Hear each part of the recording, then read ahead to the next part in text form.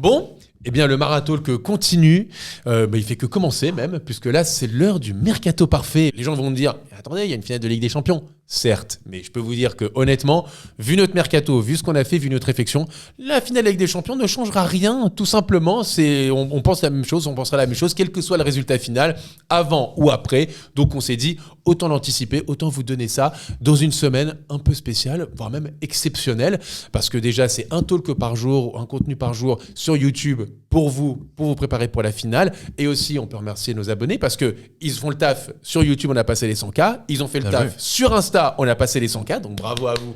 Merci beaucoup les amis. Mais c'est pas fini, on va atteindre les 120 000 abonnés avant la finale de la Ligue des Champions et c'est pour ça qu'il faut s'abonner, mettre la petite cloche, commenter. Et est-ce que tu savais qu'il y avait que 10% de gens qui mettent la cloche et qui sont abonnés? Donc ça, c'est pas normal. C'est intolérable. Ça, il faut le dire, ça fout en rogne Théodore. Voilà. Il m'en parle tous les jours. J'ai reçu un texto hier à 3h du mat pour me dire, est-ce que tu savais qu'il n'y a que 10% des gens qui regardent nos vidéos qui ont mis la... C'est... Voilà. Donc pour Théodore, YouTube Studio. Vraiment, pour qu'il arrête de nous harceler, vraiment toutes les nuits. Mettez la cloche, s'il vous plaît, que Théodore me dorme bien et que vous aussi. Voilà. Vous avez compris.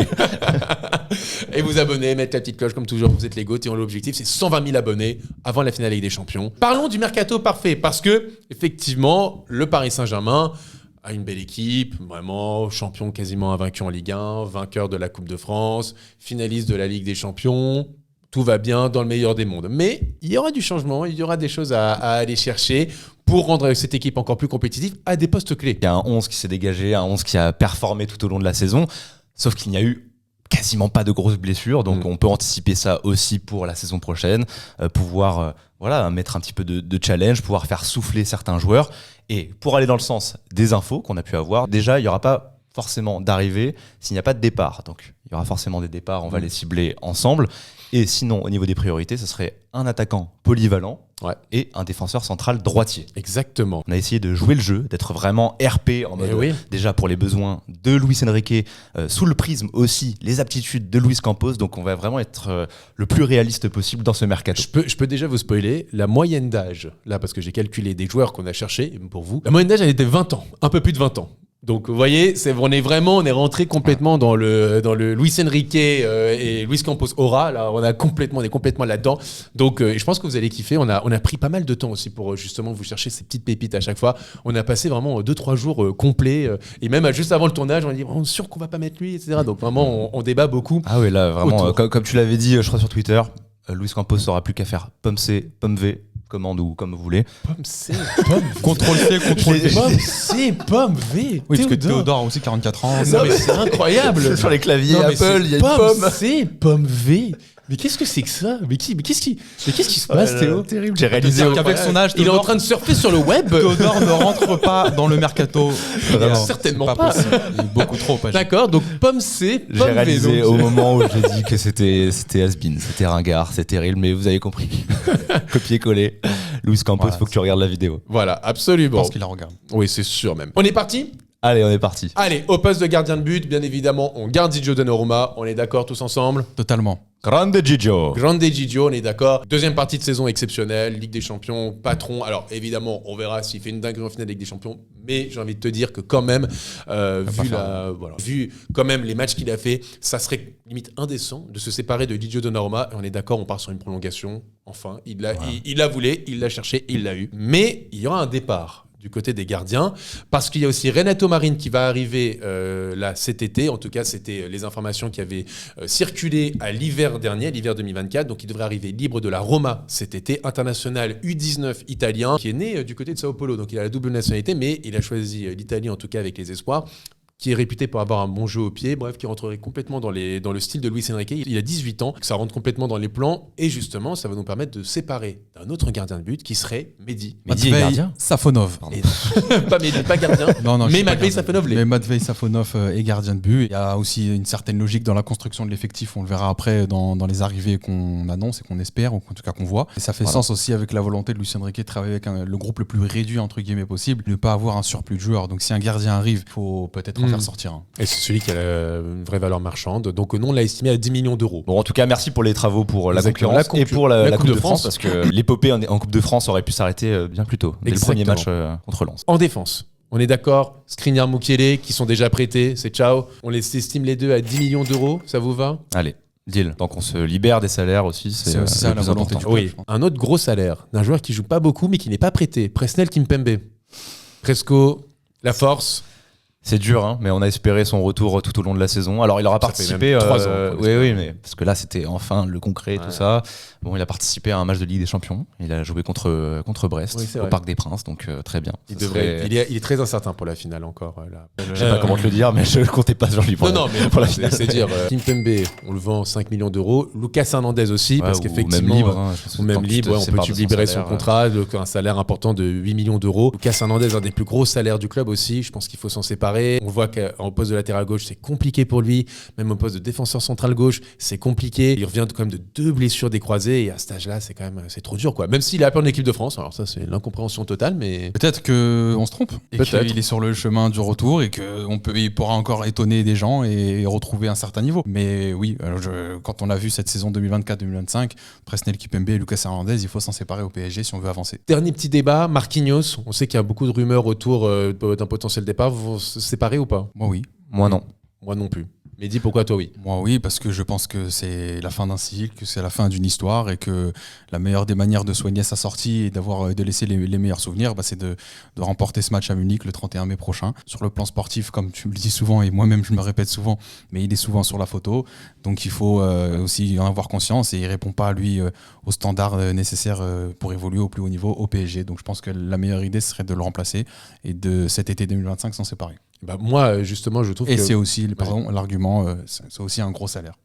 Marquinhos, pour moi, certes, est en difficulté, mais Marquinhos, c'est quand même un joueur qui est là, qui fait tous les matchs, qui a les stats les plus Pas le importantes. Et son remplaçant, défenseur central droit, pourrait être un peu dans son ombre pendant un an avant de vraiment s'imposer. Et Marquinhos pourrait vraiment faire ce côté un peu passation. On rappelle qu'il est sous contrat jusqu'en 2028. Pour moi, c'est pas encore la fin de cycle. Pour moi, c'est même encore trop tôt pour se séparer de Marquinhos. Et je pense qu'on le réalise pas forcément encore. Le fait qu'il apporte quand même un équilibre et une expérience, tu vois, surtout pour le poste de défenseur central. Si Pacho nous montre qu'il est en avance, c'est aussi peut-être parce qu'il a été épaulé par un joueur comme Marquinhos. Et je pense qu'on en a besoin. Et même, tu vois, dans l'équilibre du vestiaire, là, on se sépare tu vois, des grands frères, Lucas Hernandez, de Kimpembe. Je pense qu'il est trop tôt pour se séparer de Marquinhos et qui sert aussi parfois c'est triste à dire pour lui, mais de paratonnerre, tu vois, qui va accumuler un peu les critiques et qui va laisser plus de vent frais, tu vois, pour d'autres joueurs. Tu vois, un Hakimi va avoir moins de pression quand il est vice-capitaine. Donc non, pour moi, il ne faut pas se séparer de Marquinhos. Tu veux dire qu'il est trop tôt pour prendre une décision? Mais j'ai quand même fait mon Mais choix. t'as quand même fait ton choix. Mais il est trop tôt. Mais il est trop tôt pour Moi, prendre je une pense que décision. dans un club, quand t'as un bon père, t'as pas besoin de grand frère. Donc quand Luis Enrique est là, tu peux ramener les petits, y a pas de problème, Oh. il saura gérer et les former. C'est bien formulé. Oh, mais, pas de problème. mais tu ne vas pas me convaincre.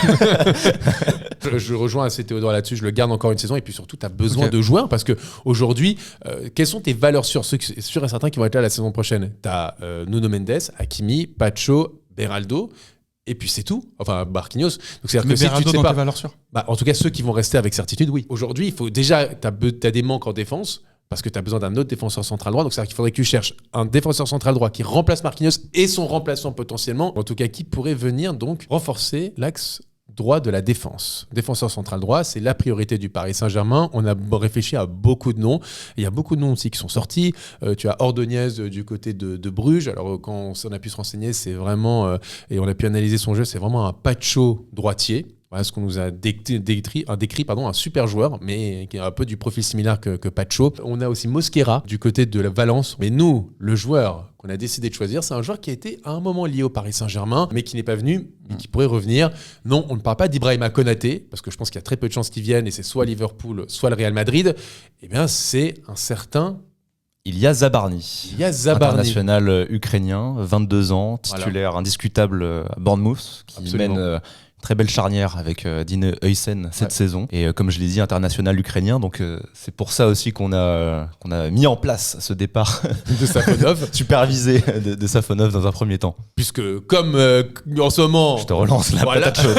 Vas-y, gère. Non, parce qu'effectivement, les rumeurs qu'il y a pu avoir, c'est Comme il y a Safonov, c'est compliqué d'avoir Zabarny. Bon, Safonov, c'est pas une priorité aujourd'hui. Zabarny, ça représente plus une priorité. On fait un choix, on préfère Zabarny plutôt que Safonov, tout simplement. Voilà, et on est rentré dans le moule de ce que demande un Luis Enrique. On l'avait appris aussi l'hiver dernier que Luis Enrique adorait le profil du joueur, et c'est normal. Zabarny, c'est un sacré profil, c'est un sacré joueur qui rentrerait parfaitement dans les envies et dans les plans de Luis Enrique. Un joueur qui a déjà des gammes du côté de l'Angleterre, donc beaucoup d'expérience, 2 saisons complètes, qui pourrait arriver pour avoir du temps de jeu du côté du Paris Saint-Germain sans être direct mis en lumière comme le remplaçant de Marquinhos avec toute la pression qu'il peut y avoir derrière, mais qui peut aussi assurer l'avenir. Qui est jeune, qui a une valeur... 2 saisons, qui pourrait être...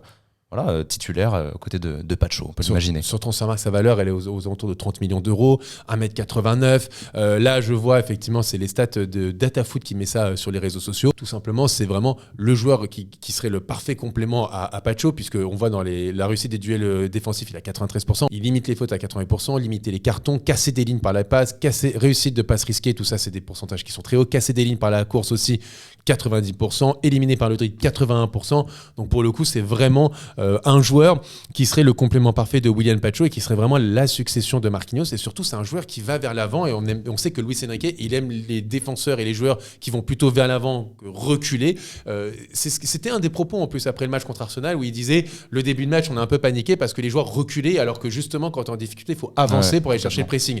Et Ilya Zabarny, c'est complètement ce joueur-là qui va justement, qui joue vers l'avant et qui pourrait parfaitement rentrer dans les plans de Luis Enrique. Parmi les U23, justement, au poste de défenseur central, c'est le numéro 1 sur les actions progressives, donc que ce soit par la conduite de balle ou par la passe, devant notamment Dean Huysen, son coéquipier, ou Koubarsi, ou Beraldo. Je l'ai vu dans le classement. Voilà, petite dédicace à un Parisien, mais voilà, vous faites une idée. Et moi, ce que je retiens, c'est que c'est un défenseur central qui est hyper complet. C'est vraiment, il peut cocher toutes les cases et avec une marge de progression. Il peut défendre debout comme au sol. Il tacle beaucoup plus qu'un Marquinhos, par exemple. Sans être aujourd'hui excellentissime, tu vois, de la tête, par exemple, il est bon quand même partout. Et je rebondirais aussi sur les chiffres que tu rappelais, notamment des duels gagnés et disputés. Je crois qu'il a 93%, c'est ce que voilà. 93%, c'est énorme parce qu'il faut le contextualiser avec la Première Ligue. En Première Ligue, un défenseur à 93% de duels réussis, c'est énorme. Et surtout du côté de Bournemouth où tu es peut-être plus exposé que d'autres plus grosses équipes.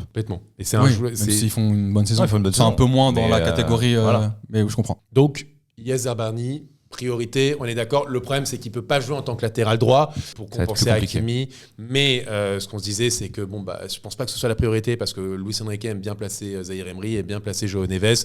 Que Hakimi joue Hakimi, c'est une valeur. Il y a peut-être le paramètre Cannes à prendre en compte. Et que c'est un joueur qui se blesse moins. Moins qu'un autre joueur dont on va parler de l'autre côté de la défense par rapport à Nuno Mendes. Mosquera placé en plan B. Ce serait un plan B. Du coup, si Zabarny ne se fait pas, tu peux aller sur Mosquera. Ne part pas, par exemple. Parce que ça, c'est peut-être la seule dimension au niveau du réalisme qu'on a placé dans notre mercato. Parce qu'on en parle avec le sourire, mais c'est réel. Finalement, Zabarny, il avait dit lui-même, il me semble, l'hiver dernier, que c'était compliqué pour lui de jouer avec. C'est les informations qui ont filtré, effectivement, c'était ça. En plus, avec un gardien où tu as une relation en tant que défenseur central. Donc, c'est à prendre en compte. Mais pour Mosquera, du coup, qui serait un plan B, j'ai contacté Valence France Football, sur Twitter, supporter et suiveur du club. Moi, ce que m'ont dit les amis de Valence, c'est qu'il est quand même athlétique, mais qu'il n'est pas forcément cantonné justement qu'à son physique. Il est aussi dans la lecture du jeu, il est aussi assez rapide, il est plutôt pas mal de la tête, même si c'est pas forcément un point fort qu'on devrait souligner. Et pour la comparaison avec un joueur, encore une fois, c'était Valencia, celle-là qui me l'a faite, c'est un Koubarsi en moins fort. Koubarsi, pourquoi ? Parce que comme je l'ai dit, il est athlétique, etc. Mais c'est pas forcément sur ça qu'il joue. Il est pas mal dans les lectures du jeu, il est bon dans les duels, il est plutôt propre, Mosquera. Et surtout qu'au poste de latéral droit, il dit quand même qu'il a pu dépanner juste 4-5 fois, mais pour moi, il n'a pas assez d'entrain offensif pour ce poste. Parce qu'il y a aussi beaucoup de gens qui disaient qu'il y avait cette polyvalence-là, mais du coup, voilà, il a dépanné 4-5 fois, c'est pas Jules Koundé non plus. C'est un plan B. Ouais. Moi, la vérité, c'est que ça m'enchante pas de ouf. S'il faut choisir, je préfère Zabarny et peut-être même encore plus haut, mais c'est pour ça qu'on a choisi Zabarny. Sur ce qu'il y a sur la table, on préfère Zabarny et voilà pour Mosquera. Mais on le place là parce que c'est une info concrète et que le temps nous a montré que les pistes de Luis Campos en adéquation et en travaillant main dans la main avec Luis Enrique, c'est souvent intéressant maintenant. Donc, mais visiblement quand même la priorité.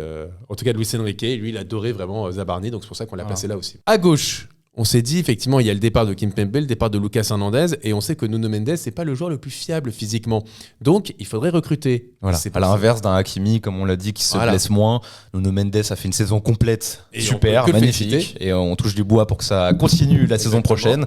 Mais on va mettre tous les ingrédients pour pouvoir le soulager au maximum. On a pensé à plusieurs joueurs, plusieurs profils, Carreras, mais qui devraient signer du côté du Real Madrid, Hincapié, mais c'est un peu trop fort, Vanderson du côté de Monaco, à voir. On a pensé à Lewis Hall, Livramento. En fait, Vanderson et Livramento, c'était dans l'idée que les deux peuvent jouer des deux côtés. Ah oui, c'est pas mal. Non, c'est pas mal, c'est bien de citer tous ces noms parce qu'il y a plusieurs pistes. On a pensé nous-mêmes à plusieurs pistes, mais la case qu'on a cochée, c'est Jorel Lato. Jorel Lato, arrière gauche. Joueur que je viens de découvrir, arrière gauche. 19 ans, capitaine de l'Ajax Amsterdam, absolument. Titulaire à l'Ajax Amsterdam. Malheureusement pour lui, second de l'Eurodivisie. Mais voilà, j'ai découvert ce joueur, moi, quand on a préparé cette vidéo. Parce que comme je l'ai dit, on a passé beaucoup de temps à la préparer. Et j'ai découvert un crack, tout simplement. Un crack à son poste. Moi, je pense vraiment que c'est l'avenir à ce poste-là qui va s'inscrire parmi les meilleurs latéraux gauche du monde dans les saisons à venir. Et j'espère que ça sera au PSG, tout simplement. Parce que, bon, je suis pas très fan des compiles, des joueurs, etc. Mais là, j'en ai regardé plusieurs et franchement, j'ai été bluffé. Le mec sait tout faire. Je l'ai vu marquer. Du droit qui plus est, alors que c'est un gaucher, il joue à gauche, on le rappelle. Il est pas très grand de taille, il me semble. 1,82. 1,82 ouais. Ah, pas mal, ok, j'avais pas vu. Latéral, ça. Ouais, c'est vrai. Non, je le voyais plus petit sur les images, mais je le trouve assez costaud. Moi, je vois la comparaison que je fais, c'est avec son compatriote Jurrien Timber, mais je le trouve quand même plus offensif. Et il est aussi très bon au duel. C'est un chien défensivement. Je l'ai vu vraiment s'accrocher au short de ses adversaires sur ses compiles. Et il gagne de très beaux duels. Tu vois quand même des ailiers face à lui assez virevoltants, mais il perd pas la face. Et sur le plan offensif, il a peut-être pas l'apport de Nuno Mendes, il faut pas se mentir non plus, mais c'est quand même très intéressant. Voilà, c'est un joueur qui est capable de jouer dans l'axe gauche de la défense. Polyvalent. Je regarde le gabarit, c'est 1,82.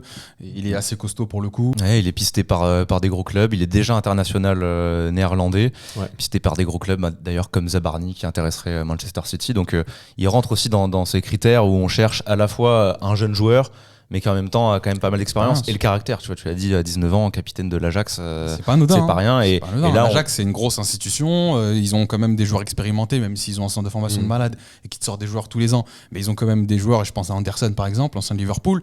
Et c'est Jorel Lato, capitaine à 19 piges. C'est lui qui a le brassard autour du bras, donc c'est pas anodin pour moi. Et puis c'est un joueur qui est capable qui est très bon dans les duels remportés, dans les dribbles tentés et réussis. En tout cas, ça aurait été un des coups de cœur. Et déjà un joueur qui a 6 sélections en sélection néerlandaise. Et qui coche beaucoup de cases. Honnêtement, pour le Paris Saint-Germain, c'est un joueur, pour moi, qu'il faut vraiment pas passer à côté. Très intéressant pour apporter un autre profil aussi que Nuno Mendes et qui peut, pourquoi pas, même le concurrencer, le challenger en tout cas un petit peu. Et ça pourrait offrir aussi des possibilités à Luis Enrique. On en parlait un peu quand on préparait ça. Exactement. Tu vois, en s'appuyant sur ce qui a été fait à la fin du match contre Arsenal. Ou même contre Lyon, c'est vrai. Où il fait entrer Lucas Hernandez, il remonte Nuno Mendes d'un cran. Tu peux imaginer ça avec Jorel Lato justement. Et Nuno qui monte. Même tactiquement, commencer un match comme ça, tu vois, pour le coup, donc il y a plein de possibilités avec lui, honnêtement. Jorel Lato, voilà, c'est notre pépite, vraiment le joueur qu'on aimerait beaucoup en défense. C'est peut-être dans ce mercato parfait celui que je veux le plus. Et avant de passer au gros morceau du milieu de terrain et de l'attaque, les amis, on va parler tout simplement du sponsor de la vidéo qui est Match en Direct. Vous en avez l'habitude, ils ont accompagné mais sur chacun des matchs de Ligue des Champions. Là, ils ont accompagné sur Aston Villa, sur Arsenal. Ils nous ont porté bonheur.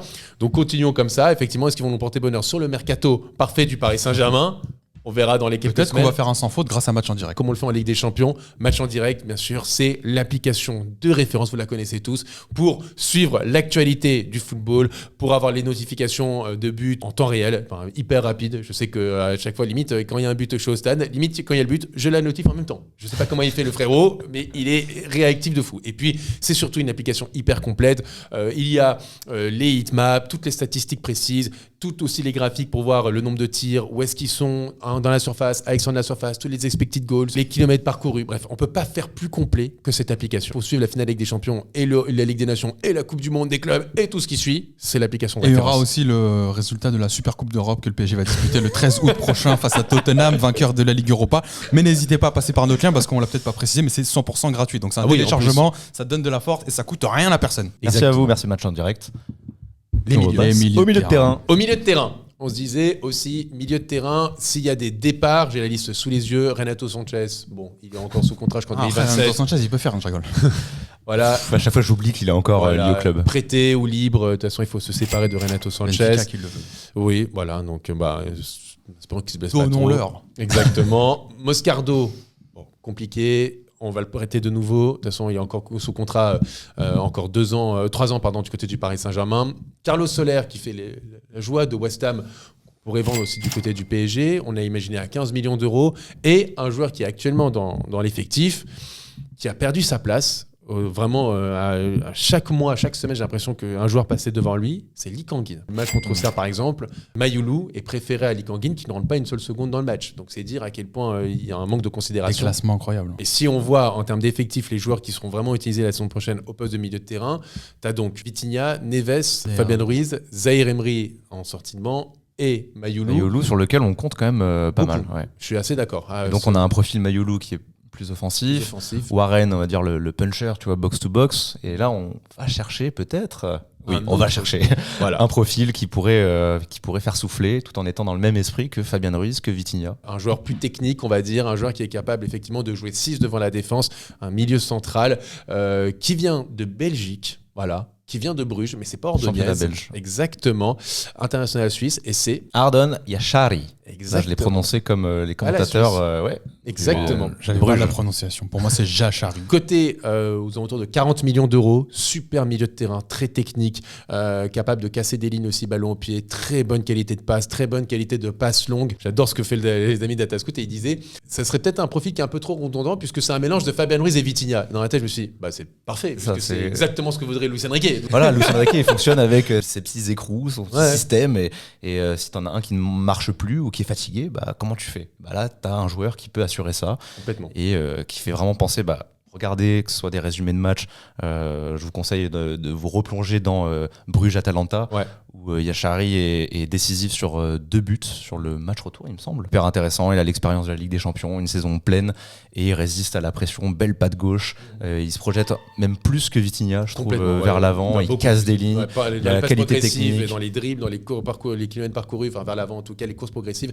ses stats sont très hautes. Le caractère, donc il rentre encore une fois dans ce critère de joueur qui est jeune mais qui a l'expérience, qui va pas poser problème s'il n'est pas titulaire directement, mais qui va avoir du temps de jeu et qui est complètement cohérent par rapport à ce que cherche un Luis. En préparant justement ce mercato parfait, quand on s'est penché dessus, on a vu qu'il y avait une information qui est sortie dans le journal La Dernière Heure, qui est un journal local belge qui suit donc le club de Bruges, et qui disait qu'en fin avril dernier, je crois que c'était vers le 29 avril dernier, que le Luis Campos avait été voir un match entre Club Bruges et l'Union Saint-Gilloise pour aller observer un certain Ardon Jachari. Voilà. Et que le journal disait que Luis Campos était déjà charmé par le profil du joueur et qu'il y avait un intérêt concret du Paris Saint-Germain, pas encore de discussion, mais que ça pouvait aller assez vite. On imagine avec la finale de Ligue des Champions, la prolongation de Luis Campos. C'est des choses qui pourraient aller vite et c'est, selon moi, le profil parfait, vraiment, pour compenser le milieu de terrain. Je vous conseille de vraiment voir les matchs et voir les. Enfin, c'est un super joueur.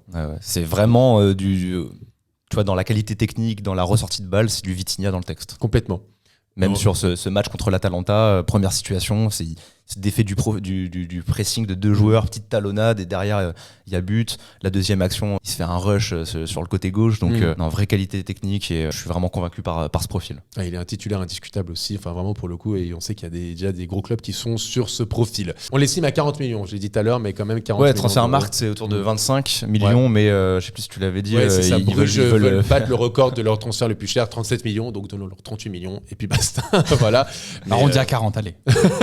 En tout cas, c'est vous dire, avec ce que tu as cité, l'info comme quoi Campos est intéressé, ça montre qu'on est vraiment dans le RP. Dans le RP là. Parce qu'on aurait pu donner d'autres noms, tu vois, c'est des évidences, des joueurs déjà. J'ai dû calmer les 2 zozos à ma droite et gauche.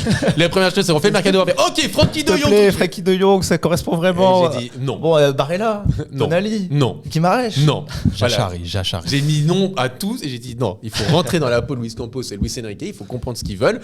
Maintenant, c'est ça le Paris Saint-Germain, qui amène au succès puisque le PSG est en finale de la Ligue des Champions. Quoi qu'il arrive, un PSG qui a un 11 qui est déjà très clair. Exactement. Et très performant, le milieu de terrain. Fabien Ruiz qui était très décrié pendant très longtemps et qui maintenant est...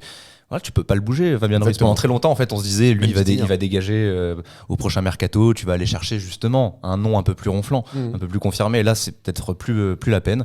Et sinon, pour finir au niveau des milieux, petite note sur André Santos, qui pourrait quand même rentrer dans ses critères, 21 ans. Ouais, très jeune. Grosse saison du côté de Strasbourg. Et un peu comme Yachare, il évolue devant la défense, mais tout en étant très complet, avec un apport but. Il a marqué 10 buts cette saison avec Strasbourg. Gros apport statistique. Et voilà. Et je m'appuie aussi sur ce que j'ai vu, parce que là, c'est des joueurs qu'on découvre.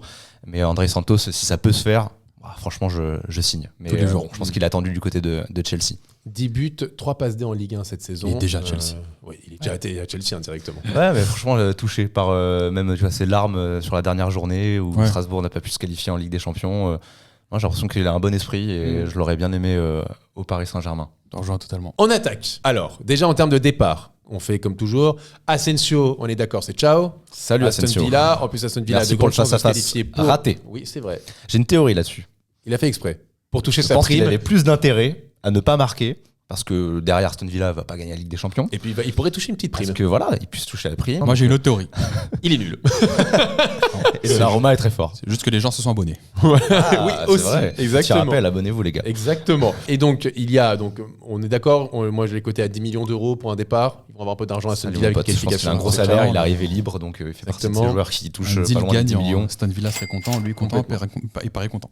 Randall Colomwani, c'est ciao. 40 millions d'euros. Pareil que pour un Skriniar, c'est tant qu'il y aura Luis Enrique, je pense qu'il ne faudra pas lui. Oui, tant qu'il y a le Paris Saint-Germain, je pense qu'il ne faudra pas lui non plus. C'est bizarre. Mais j'aime beaucoup. Après, Randall Colomwani, c'est un bon joueur, Je mais souhaite pas fait pour le le PSG. meilleur. Je trouve que c'est un grand joueur. Ilié Sousni, bon, libre, on est d'accord. L'interrogation, bien évidemment, c'est pour Gonzalo Ramos. Gonzalo Ramos, il y a eu des informations comme quoi il ne serait pas contre un départ, le PSG ne serait pas contre aussi un départ de son joueur, qui ne rentre pas vraiment dans les plans de Luis Enrique, on ne va pas se mentir. C'est un joueur qui, dans les gros matchs, qui joue pas beaucoup. Ça, année de Coupe du Monde. Peut-être qu'il voudra assurer sa place pour les États-Unis, peut-être que lui aura envie de partir. Moi, j'ose imaginer qu'en interne, ça se passera discussion avec le coach. Et quel rôle j'aurai? Est-ce que c'est comme celui de cette année? Ça, moi, je pense qu'il peut s'en contenter, entre guillemets. Je pense que cette année, si on lui dit tu vas jouer presque 30 matchs en sortie de banc et que tu auras tes petites stats, je pense que ça lui suffira pour aller à la Coupe du Monde. Ouais, mais si à il 23 ans quand même. S'il est déclassé, 23 ans, je pense que ça dépend avec tes potes portugais. Il est Ami bien. d'enfance de Joao. Il est bien. En vrai, il est bien. Maintenant, s'il se voit déclassé et que Luis Enrique lui fait une Colomboigny, entre guillemets, c'est-à-dire la première saison, tu joues un peu et celle d'après, c'est bon, j'ai compris qui tu étais. Il faudra envisager Après, le transfert. il dit beaucoup de bien, beaucoup de bonnes choses en conférence de Alors, presse. de l'apprécier. sur La Gonzalo vérité, c'est que moi, Voilà. au fond, moi, je le garderais, tu vois. Ramos. Je pense qu'il Moi, rentre je pas le vraiment. garderais en sortie de banc. Il a mis ses quelques buts Mm. et il est bon esprit. De toute façon, il casse pas la tête quand il est sur le banc. Et voilà. En plus, sa célébration contre City, elle était bien. Donc voilà. Je le vois quand même 2 saisons de suite remplaçant. Là, ça fait 2 saisons de suite qu'il est remplaçant. Une 3e saison encore en tant que remplaçant. Ça va dépendre de lui et de qui toque à la porte aussi. Exactement. Je pense qu'il pourrait faire les beaux jours d'équipes qui cherchent vraiment Un neuf. un Ok. neuf Ça classique. dépend tout du coup de ses ambitions. Mais ouais, non, mais Parce que spoil, il va pas à Liverpool. Non, mais il peut aller à Arsenal. Non plus. Si. Non. Ah, Ils sont en train de chercher Isaac ou Gyökeres. Ils vont pas chercher Gonzalo Ramos. je le vois bien, ouais, un Arsenal, Atlético, je sais pas, un Milan, Atlético, c'est pas un mal, truc comme j'aime ça. bien, ouais. En tout cas, c'est un profil. Moi, j'aime bien avoir plusieurs cordes à ton arc et j'aime bien pouvoir garder un profil de neuf pur, même si c'est pas ce qui enchante Luis Enrique à la base. Donc, si lui est ok pour rester, on le garde. Sinon, si tu peux faire une belle vente. Je l'enverrai à Monaco. Voilà. Voilà. Je vais aller avec des champions avec Monaco. Pas mal Monaco, en prêt. Là, il est titulaire. Et voilà. Pour en tout cas remplacer pour arriver, on avait pensé. Alors, on va pas vous mentir. On avait pensé à 2 profils de base. Ouais. Qui sont donc Différent. différents. Qui De sont Gonzalo Ramos. de Gonzalo Ramos, parce qu'on a lu donc que le PSG voulait un attaquant polyvalent, capable de jouer un peu partout, technique, jeune et tout. Donc on avait pensé à Marnes Akliouche, à Rodrigo Mora. Mais il y a un nom qui est arrivé aussi entre-temps. Beaucoup aussi en parlent parce qu'il est considéré comme une pépite du côté de l'Argentine. C'est Franco Mastantuono. De River Plate, 17 ans. Les dernières informations qui sont sorties, on est quelques heures après qu'elles soient sorties. Le PSG serait sur Franco Mastantuono. Il y aurait même des discussions avec Luis Campos et qu'il y a un intérêt qui est concret. Je vous pose la question, messieurs. Rodrigo Mora, Akliouche, Franco Mastantuono, qu'est-ce qu'on choisit pour renforcer l'attaque du Paris Saint-Germain dans notre mercato parfait? Moi, c'est très clair. Les 3 pistes me plaisent. Rodrigo Mora, parce que c'est. Mastantuono, ça te plaît? ça- Ouais, craque. Mastantuono, ça te plaît? Mastantuono, en fait, c'est pas lui en lui-même qui me Oui. plaît. Vas-y Théo. C'est le fait qu'il soit Sois pisté par sincère. Campos D'accord. en adéquation, encore une fois, Sois avec Luis sincère, Enrique. Théodore. Donc, je le connais pas. Voilà. Mais si il est élu de leur cœur, bah alors très bien. Oh, Voilà. Mais tu es romantique aujourd'hui, Théodore, c'est incroyable. Mais je le connais pas. Du coup, moi, c'est très clair et je m'appuie sur ce que j'ai vu et sur l'évidence pour moi de ce mercato. C'est Marnes Akliouche.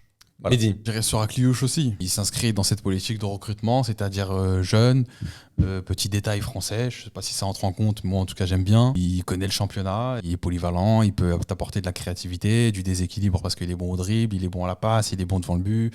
Il a vraiment beaucoup de qualités et je pense qu'il, contrairement à Rodrigo Mora, il a peut-être l'avantage d'être axe droit plutôt qu'à gauche. À gauche, je pense qu'il y a un peu plus de bouchons, entre guillemets, avec Barcola, avec potentiellement Doué, avec Kvaratskhelia. Et à droite, tu as peut-être personne qui est spécialiste du poste, on va dire. Doué, quand même, joue aussi à Tu droite. peux le faire jouer, Ouais, mais qui est spécialiste du poste. Bah, c'est Ousmane Et Dembélé, qui est pur gaucher. mais qui est maintenant neuf. Voilà. Et ce qui est bien aussi avec Magalhães Akliouche, en comparaison avec Rodrigo Mora, Mastantuono. Mastantuono, voilà, j'ai même pas la prononciation du mec. Je le sors peut-être un peu de l'équation parce que, je connais pas. De deux, il peut me faire fermer ma bouche s'il arrive et qu'il performe. Mais Magalhães Akliouche, c'est le plus expérimenté des trois. Donc tu peux compter sur lui plus vite. Et je pense que si tu veux installer un attaquant polyvalent que Gonzalo Ramos s'en va, c'est que la recrue offensive va avoir pas mal de temps de jeu. Donc il faudra pouvoir compter sur elle le plus vite possible. Et dans ce contexte-là, je vois un Magalhães Akliouche arriver et qui pourrait faire du bien le plus rapidement possible. Moi, messieurs, je vais vous dire, je pense qu'il faut commencer à préparer, à travailler. Parce que je pense que le PSG va foncer sur Mastantuono. Je suis persuadé de ça. Je suis persuadé que ça va être le joueur, effectivement, un peu sorti du chapeau, la petite pépite de 17 ans. Il est gaucher, capable de jouer à droite, polyvalent. Il peut jouer aussi au milieu de terrain. Il est gaucher. Ouais. Il est gaucher, ailier droit qui joue aussi beaucoup dans l'axe. C'est complètement le même profil qu'un Magalhães Akliouche, justement. Il est jeune, il est pas trop cher. Je pense qu'aussi, c'est un joueur, par rapport à Akliouche, qui a quand même une Coupe du Monde à la fin de la saison. Il a déjà 23 ans. Il doit absolument aller chercher la lumière parce qu'aujourd'hui, il y a encore la liste de l'équipe de France qui est sortie. Il n'y est toujours pas. Il y a un an avant une Coupe du Monde. Il y a Ryan Cherki à sa place. Il y a Ryan Cherki à sa place et d'autres joueurs, genre Randal Kolo Muani, enfin tu vois, où c'est un peu étrange, même d'autres joueurs même au milieu de terrain. Aujourd'hui, je suis pas sûr qu'au Paris Saint-Germain, avec la concurrence qu'il y a, il doit aller chercher vraiment une place de titulaire et une place vraiment assez forte pour aller chercher ça. Et je pense que pour même démarrer sa carrière, parce qu'il a déjà 23 ans, voilà. Alors que Mastantuono, il a que 17 ans. Il a le temps de se former, il a le temps de venir au Paris Saint-Germain, il a le temps d'être vraiment le 5e ou 6e choix de cette équipe, pouvoir faire des bouts d'entrée, etc., avant de s'imposer, même en termes de profil. En termes de profil, c'est un joueur qui est capable de créer des accélérations, il marque des buts. Il tire très bien les coups de pied arrêtés. Il tire très bien les coups de pied arrêtés. De très jolis coups francs, de ce qu'on a vu. Exactement, très bon dribbleur, très bon dans les duels. Là, c'est les amis de Datascout, j'ai sous les yeux, ils ont mis dans les distances à haute intensité, c'est un bon joueur, dans les grosses accélérations aussi. C'est un joueur qui pourrait rentrer dans les plans de Luis Enrique, qui pourrait être formé par Luis Enrique. Bosser, parce que je pense qu'on va faire un talk sur l'arrivée de Mastantuono pour le présenter. Voilà. Donc, oui, carrément. je le sens très bien. C'est à l'image, tu vois, de la piste Mosquera. Je comprends le profil, c'est cohérent, tout ça. Et encore une fois, si c'est l'idée de Luis, pourquoi pas, tu vois. Ok, très bien. Mais c'est pas ma priorité. Non, tu vois, comme Zabarni par exemple était davantage ma priorité que Mosquera. Et moi j'ai jeté mon dévolu vraiment sur Akliouche qui pour moi est l'évidence quoi. C'est après Barcola lors du premier mercato de Luis Campos et ensuite Désiré Doué. La suite logique c'est Akliouche. C'est des joueurs qui à la base arrivent en se disant je vais pas être titulaire tout de suite. L'équipe de France c'est pas forcément aussi pour tout de suite. Mais quand tu passes par la machine Luis Enrique tu deviens un autre joueur. Voilà et je pense que lui il répond exactement à ça. Un joueur qui va être polyvalent, qui va absolument pas rechigner sur les efforts, qui a en plus l'expérience Ligue des Champions. Il a joué 10 matchs avec Monaco cette saison, il a affronté des grosses équipes, il a marqué contre le FC Barcelone un super but et du gauche parce que c'est un pur gaucher. Et ça aussi c'est un facteur qui rentre en compte par rapport à un Rodrigo Mora qui lui même s'il a les deux pieds, il est plutôt droitier. Akliouche sur le côté droit en sachant que tu vas potentiellement vendre Lee Kangin, un pur gaucher comme ça me plaît tout simplement et quand je le vois gambader en Ligue des Champions faire les efforts voilà c'est l'évidence. Mais Mastantuono aussi fait les efforts et court course à haute intensité gaucher aussi technique je vous dis, préparez c'est vos... peut-être la piste la plus réaliste et qui est en train de se faire donc ouais mais là on est dans un mercato parfait donc on peut se permettre un peu plus de fantaisie tout en restant dans un monde qui peut voir le jour. Et Akliouche, par rapport à ce que tu disais sur la Coupe du Monde, oui. Mais alors déjà, dans tous les cas, j'ai l'impression qu'il y a pas grand monde au milieu de terrain avec la génération actuelle. En attaque, c'est bouché dans tous les cas. Là, j'ai l'impression qu'il se projette vers un départ de Monaco dans tous les cas, mais je vois pas, tu vois, dans quel club autre que le Paris Saint-Germain il pourrait vraiment prendre une autre dimension. Je pense qu'il pourrait pas être titulaire, tu vois, dans un Manchester City, dans un Barça, dans un autre club comme ça. Donc ouais, la machine Paris Saint-Germain, j'ai l'impression que si tu t'y inscris, c'est que t'es plein de bonne volonté et que t'es là pour progresser, pour devenir un autre joueur. Après, c'est les infos aussi qui sortent, c'est qu'en privé, il arrête pas de répéter son envie d'aller jouer au PSG. Mais de l'autre côté, je rejoins totalement ce que tu dis, c'est que t'as 23 ans, si tu vas jouer au PSG, sois sûr de ton coup et de ton karaté, parce que la prochaine Coupe du Monde, t'en auras presque 30. Donc, très vrai. Moi, sur les 3 là, profils qu'on met sur la table, je prends Cherki, le lapsus. Je prends Akliouche. Alors, faut savoir que Mehdi nous harcèle avec Cherki. Vraiment, lui, il y croit, même si Cherki ne veut pas signer. Mais... C'est comme Konaté. N'hésitez pas à continuer à croire. Non, je prends Akliouche, moi, sur les 3 profils qu'on a sur la table. Mais du point de vue du joueur, malgré les infos, il répète en privé qu'il veut rejoindre le PSG. Bah, t'as totalement raison sur le plan de carrière. Qu'est-ce que tu veux faire, Magnès ? Est-ce que tu viens au PSG et t'es sûr de ton karaté ?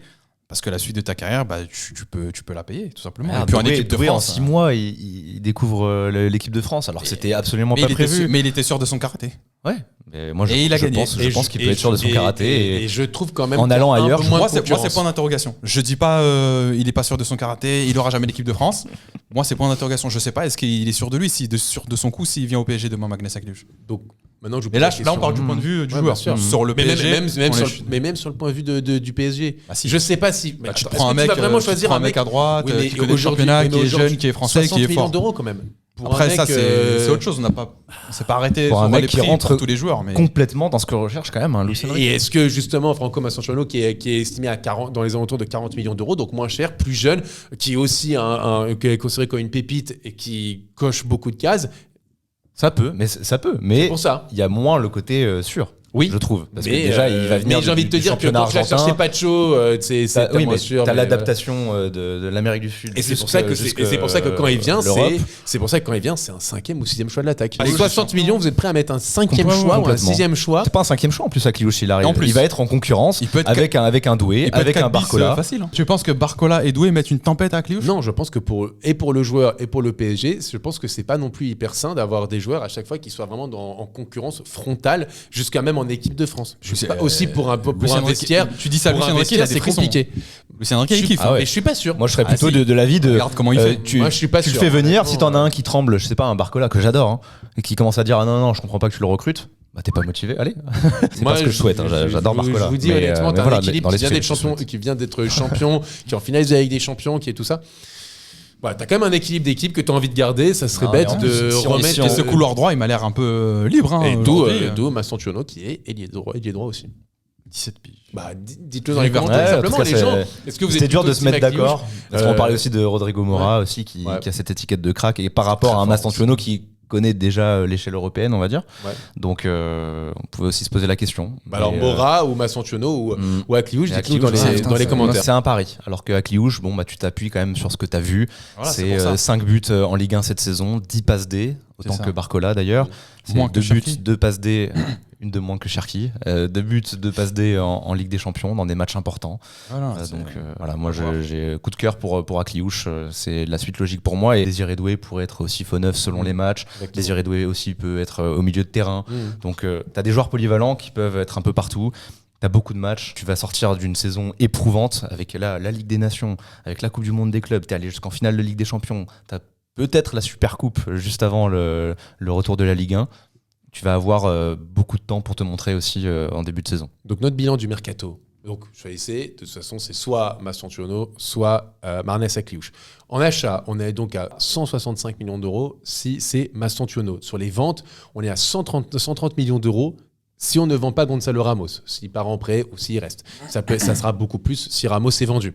Donc on est sur un mercato à l'équilibre, exactement comme ce qui était prévu. Le seul joueur qui arrive alors qu'il n'y a pas de départ, c'est le défenseur central droit, comme on l'a dit. Sinon, le côté de l'arrière gauche remplacé, milieu de terrain remplacé, attaquant remplacé. Mercato jeune, qui a une moyenne d'âge. Alors j'ai calculé avec Massantuono qui a un peu plus de 20 ans, si c'est avec Marnès Akliouche, on est plutôt aux alentours de, si je dis pas de bêtises, 22 ans. Ça reste très jeune quand même pour le mercato du Paris Saint-Germain. Donc voilà, dites-nous si vous êtes d'accord avec nous, dites-nous si vous avez d'autres pistes. Voilà, tout simplement. Quels que soient nos choix, on a des backups à chaque ligne qui sont vraiment cohérents par rapport à l'ADA, que ce soit du club, que ce soit de l'entraîneur. Tu prépares le présent et l'avenir avec nos joueurs. Voilà. Exactement. Voilà, je pense qu'on a été complet. On remercie aussi, on rappelle le partenaire de la vidéo qui est Match en direct.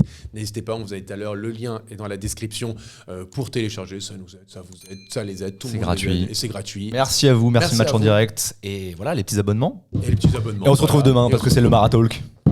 Let's go. Ciao tout le monde, bonne journée. Ciao. Ciao.